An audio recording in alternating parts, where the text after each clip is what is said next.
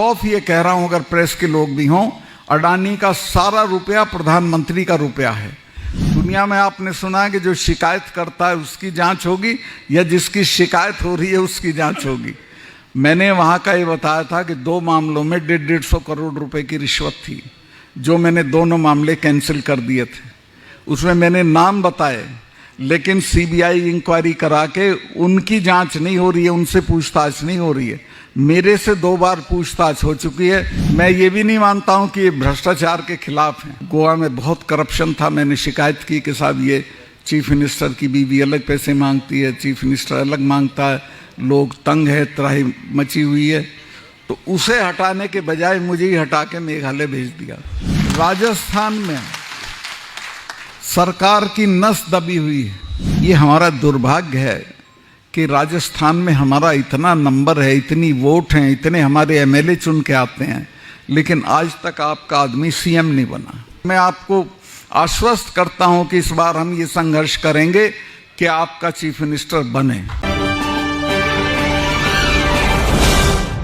धारा 370 हो, महिला पहलवानों का, हर किसान आंदोलन हो, उन सब में तो मैं निवेदन करूंगा, सत्य, न्याय, निष्ठा, ईमानदारी और निडरता की एक अद्भुत पहचान आदरणीय महामहिम श्री सत्यपाल मलिक साहब, जोरदार तालियों से अभिनंदन कीजिए। ये जो महिला खिलाड़ियों की लड़ाई है, ये एक ऐसी जगह पहुंची हुई है कि जहां ये तय होगा कि जालिम मजबूत होता है कि उसके खिलाफ लड़ने वाला मजबूत होता है।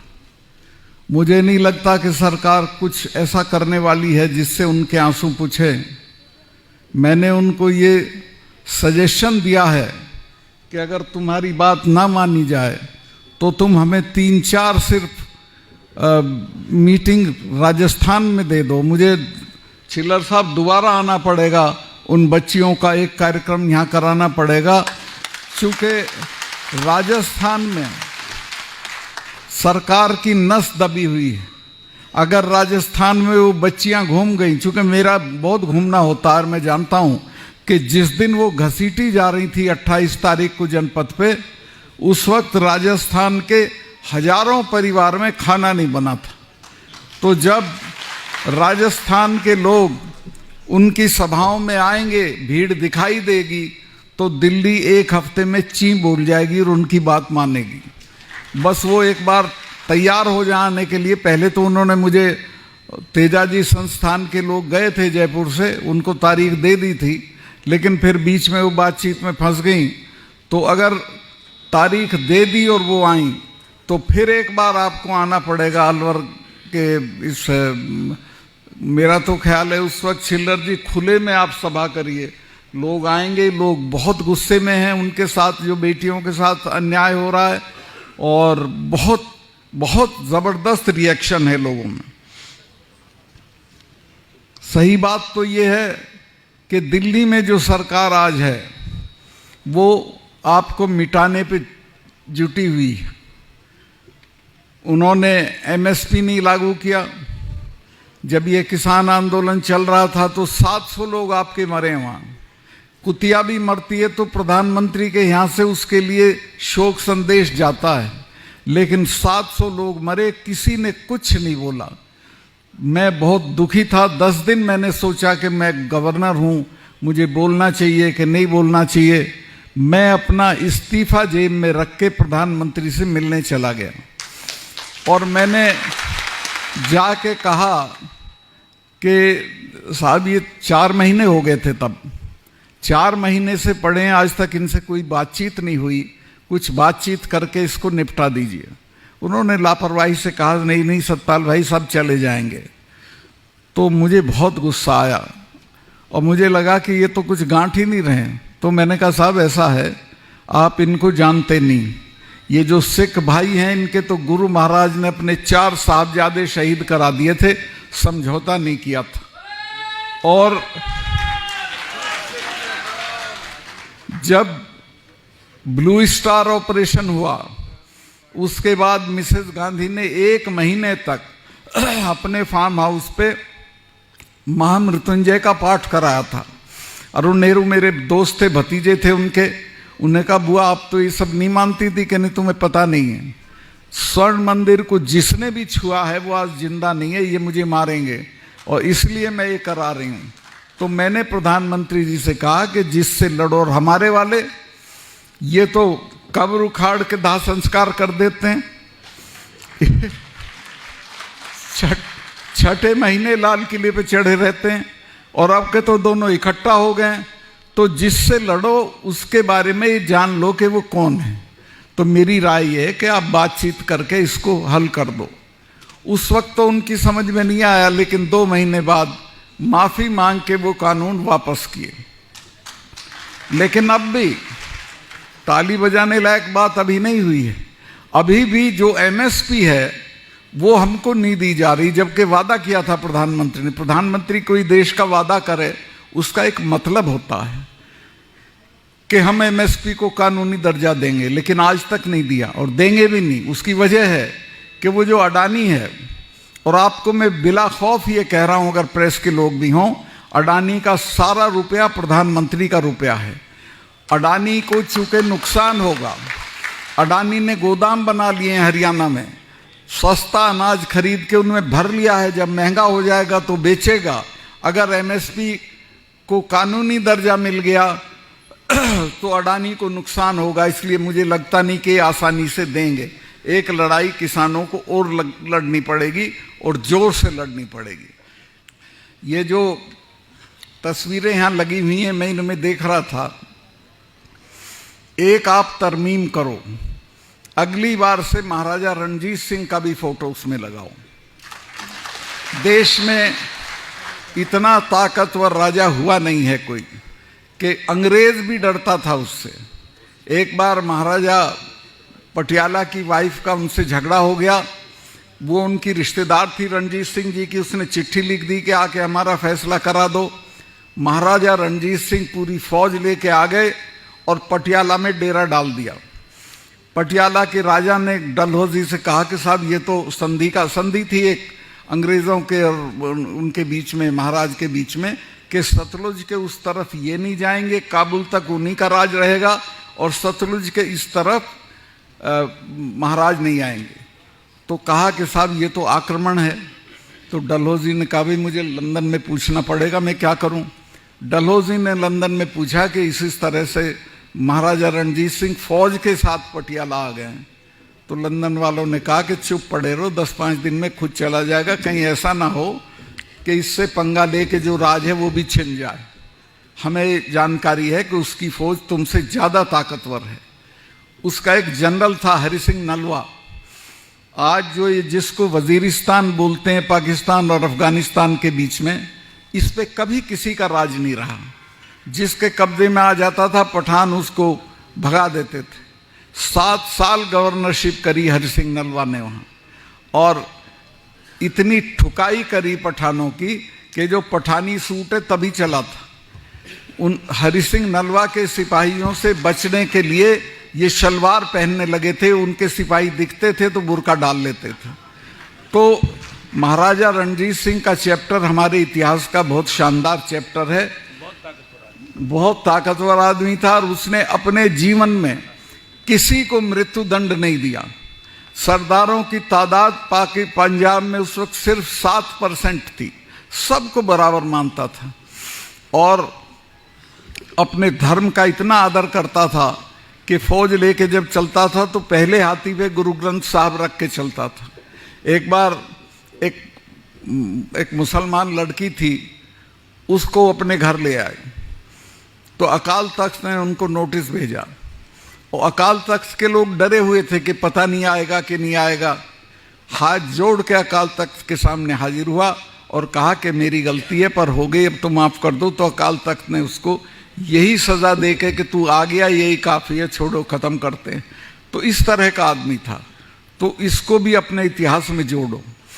दूसरे जो मैं असली बात कहना चाहता हूँ वो ये है कि आपकी खेती को ख़त्म करने का डिज़ाइन है, वो तो आप ये 4 कानून लागू हो जाते तो ख़त्म हो ही जाती, वो तो अब रुक गया है। फिर फौज में आप चले जाते थे तो ये अग्निवीर ले आए हैं जिसमें सिर्फ 4 साल की नौकरी होगी, ना कोई पेंशन होगी, ना कुछ होगा, और बच्चा क्यों मरेगा 4 साल के लिए गोली खा के।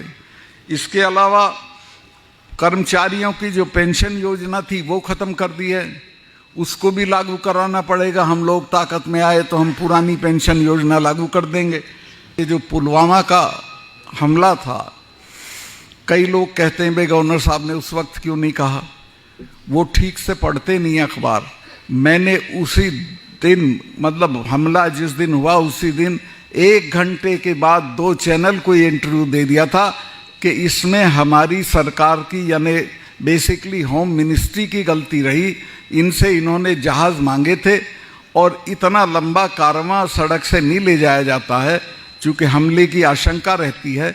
तो जहाज़ 4 महीने तक एप्लीकेशन पड़ी रही होम मिनिस्ट्री में और उनकी बात नहीं मानी गई, तब वो सड़क से चले। और कई चीज़ें रही उसमें। मैं गया था जब वो हमला हुआ जहाँ पे, उसमें 10 किलोमीटर के एरिया में 10 लिंक रोड जुड़ती थी। एक भी लिंक रोड के ऊपर, एक के ऊपर भी कोई मैनिंग नहीं थी, कोई जिप्सी नहीं थी, कोई रोक टोक वाला नहीं था। कोई आके घुस जाए, और वो एक लड़का वो लेके मारुति वैन और घुस गया और 40 जवान हमारे शहीद हो गए। मैं जब ये प्रधानमंत्री जी अपनी शूटिंग करा रहे थे एक विदेशी चैनल को, हमारा एक यूपी में बहुत, अब तो वो उसमें चला गया, उत्तराखंड में नेशनल कॉर्बेट पार्क है, उसमें करा रहे थे। तो उससे बाहर निकल के उन्होंने मुझे किसी होटल या ढाबे से फ़ोन किया कि सतपाल भाई क्या हुआ। मैं कहा साहब ऐसे ऐसे हुआ और हमारे 40 लोग मारे गए, और मरे वो हमारी गलती से हैं। तो उन्होंने मुझे कहा कि नहीं चुप रहना, इस पर कुछ नहीं बोलना तुमको। मैंने समझा शायद ये जांच करेंगे इसकी, उसकी कोई जांच नहीं हुई। तीसरे दिन उसको चुनाव का मुद्दा बना दिया और उन बच्चों की लाश पे चुनाव ये जीत के आए। मैं आपसे कहूँगा, अगर आप में जरा भी उन बच्चों के लिए हमदर्दी है तो इस बार के चुनाव में इस बात की इनको सज़ा दी जानी चाहिए कि या तो ये जांच कराएं और नहीं तो उनकी लाश के साथ ये भस्म हो जाए, इनको ख़त्म कर दें हम लोग। धारा 370 ऐसी धारा थी कि उसके रहते हुए कश्मीरी लोग जब हम लोग जाते थे तो हम लोगों को कहते थे हिंदुस्तान से आए हो, मतलब वो अपने को हिंदुस्तान का हिस्सा नहीं मानते थे। तो वो हटनी ज़रूरी थी। वो हटाते वक्त दिल्ली डरती थी कि पता नहीं क्या होगा। जब ये सुरसुराहट चली कि शायद हटेगी, तो महबूबा मुफ्ती ने बयान दिया कि खून की नदियां बह जाएंगी। फारूक अब्दुल्ला ने बयान दिया कि तिरंगा पकड़ने वाला यहाँ नहीं मिलेगा अगर 370 हटाई। बल्कि वो तो इतनी दूर तक गए कि प्रधानमंत्री के पिताजी की भी हिम्मत नहीं है कि इसको छेड़ दे।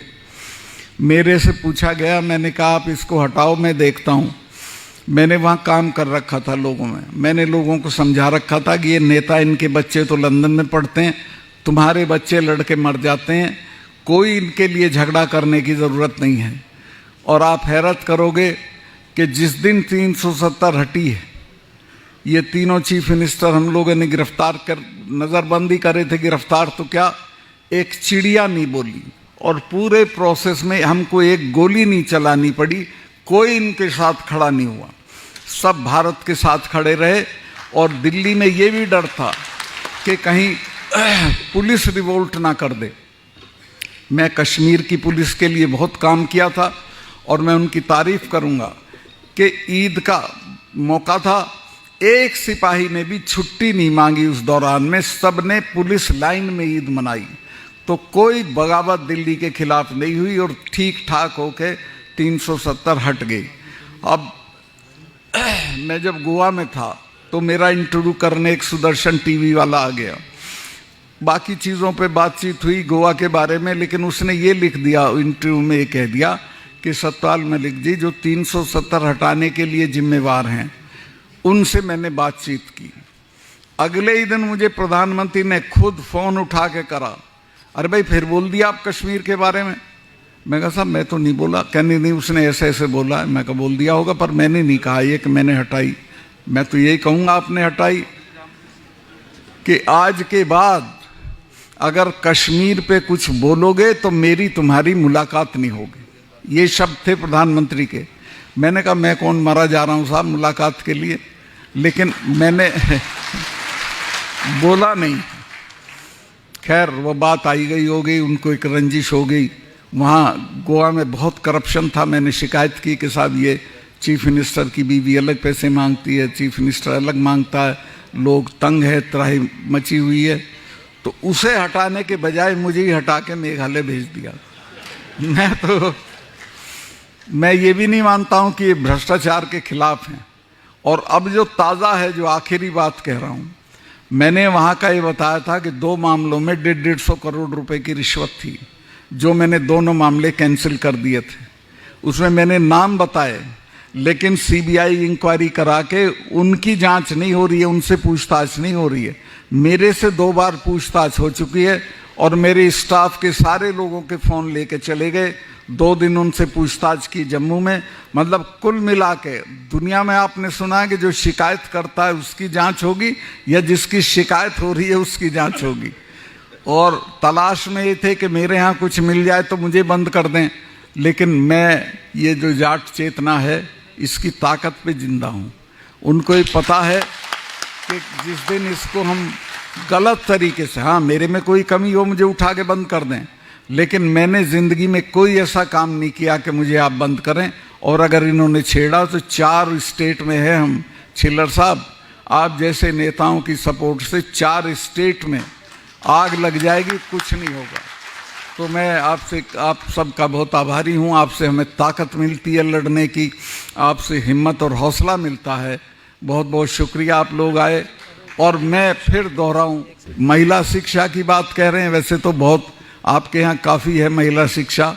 और अभी जो हमारी लड़की RAS में आई है, इतना परिवर्तन हुआ है कि जो ठाकुर साहब उनके सामने हमारा दूल्हा घोड़ी पे नहीं बैठता था, वो भी हमारी RAS लड़की को देख के खड़ा हो जाता है हाथ जोड़ के और खम्मा गणी कहता है।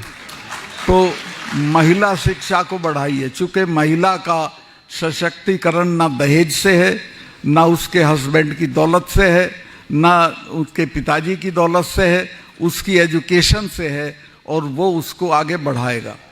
एक मैं और निवेदन करूं, अमेरिका की एक फॉरेन सेक्रेटरी थी कोंडालीजा राइस, दुबली पतली, शक्ल सूरत में निहायत साधारण, लेकिन लीबिया का जो तानाशाह था गद्दाफी, जब वो मारा गया और उसके दफ्तर को रेड किया विद्रोहियों ने, तो उसमें एक डायरी मिलती है।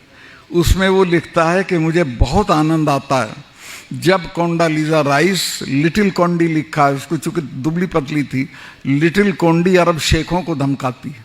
वो अरब शेखों को अमेरिका की ताकत पे धमकाती थी, और अमेरिका की ताकत उसको तालीम की वजह से मिली थी। तो तालीम इतनी बड़ी चीज़ है कि जिस बच्चों को ये दिला दोगे तो इनकी तरक्की, ये जो एक मैं गया अभी हाल में वहाँ हनुमानगढ़, चौधरियों ने मुझे कहा साहब 10-10 कमरे के एक आदमी है घर में, मकान 10 कमरे का बनाते हैं और बच्चों को तालीम में खर्चा नहीं करते हैं। तो इन चीज़ों पे मत खर्चा करो, मृत्यु भोज पे मत करो, दहेज पे मत करो, मकान बनाने पे मत करो। मैं तो गवर्नर भी रह लिया, MP MLA भी रह लिया, अब भी दिल्ली में 2 कमरे के फ्लैट में किराए के में रह रहा हूँ। मकान कोई ताकत नहीं होते, बल्कि मेरी ताकत है ये कि मेरे पे कुछ नहीं है। वो होता तो मैं नहीं लड़ पाता नरेंद्र मोदी से, मुझे फिक्स कर देते, ED भेज देते, इनकम टैक्स भेज देते। तो मैं आपसे निवेदन करूंगा कि एक तो इन बच्चों की तालीम कराओ।